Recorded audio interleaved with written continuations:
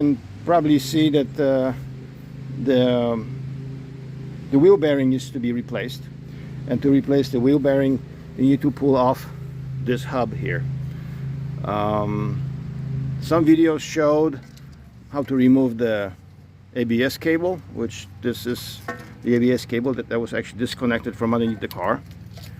But now the challenge is, after removing these 4 bolts that hold this hub in place, as you can see, there's one there, second, and there's 2 on the bottom.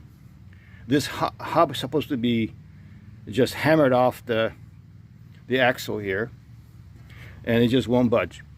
So after hammering with the sledgehammer for 30 minutes, like so, it's not going to move that hub out.